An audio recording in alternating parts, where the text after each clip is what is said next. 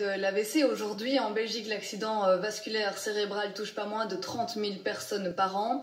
Nous avons recueilli le témoignage de Pascal Lecomte, un Houillettois qui a été touché par cette pathologie quand il avait 24 ans.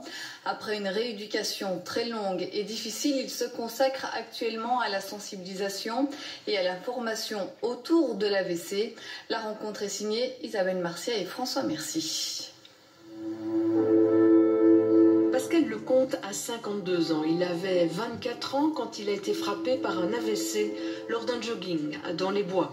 En 1992, la lenteur de la prise en charge médicale l'a laissé avec de lourdes séquelles, couché sur un lit, paralysé du côté droit, sans pouvoir parler ni bouger. Pendant 5 mois, je ne sais pas dire bonjour, je ne sais rien faire du tout. Donc mes parents à l'époque étaient obligés de faire des dessins, de faire des lettres, de m'écrire et d'essayer de me faire dire ce que je voulais dire, mais par écrit. Et même je ne savais pas écrire, parce que tout, dans mon cerveau, tout était mélangé. La récupération très partielle a été un combat difficile. Pascal vivait avec cette obstination d'être un homme normal. Comme je voulais ne pas être handicapé, je voulais faire tout de la même façon qu'avant. À l'époque, hélas, je fumais. Donc je ne fumais plus parce que j'ai eu un AVC, donc impossible de fumer. Puis un an après, j'ai repris, je me disais, bon Pascal, il faut être normal, il faut être comme avant. Et ben, j'ai recommencé à fumer. Ah ouais. Maintenant, j'ai arrêté. Hors de ces handicaps visibles de la parole et de la mobilité, c'est l'impossibilité de participer à une conversation qui est la plus compliquée à supporter. C'est l'expression. C'est savoir parler à d'autres personnes en groupe. Quand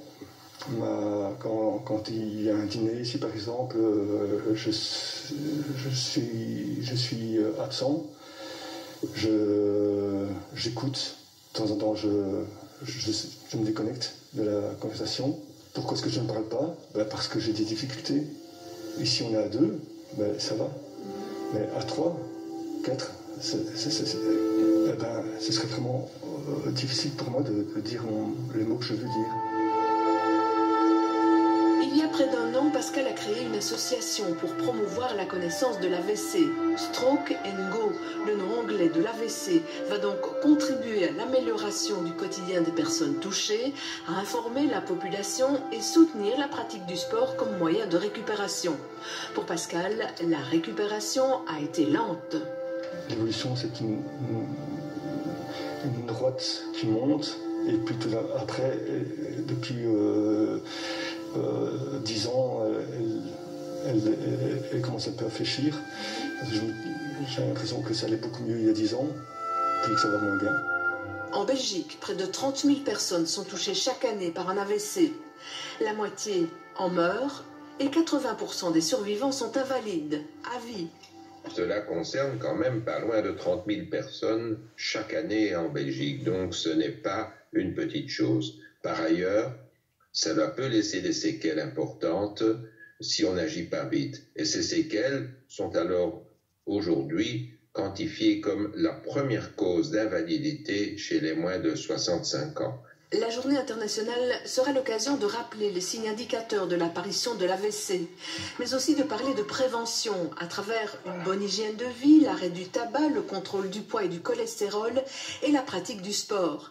La prévention étant au cœur des enjeux des investissements dans le secteur de la santé. Je dirais bien sûr on investit dans la prévention, mais on évite les lourdeurs des handicaps d'un côté pour le malade et d'un autre côté pour la société qui doit quand même prendre en charge alors des patients handicapés. Les techniques actuelles permettent, quand le patient est pris en charge suffisamment tôt, de réduire la gravité des séquelles de son AVC. Aujourd'hui, on peut monter jusque dans les artères du cerveau et à la condition d'agir dans les 4 heures, on peut résoudre le problème.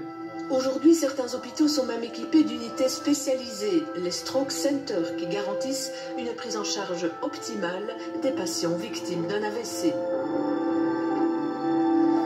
Il y a 28 ans, Pascal n'a pas pu en bénéficier.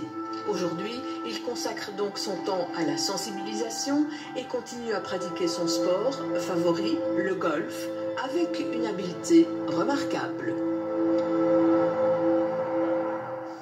Pas mal.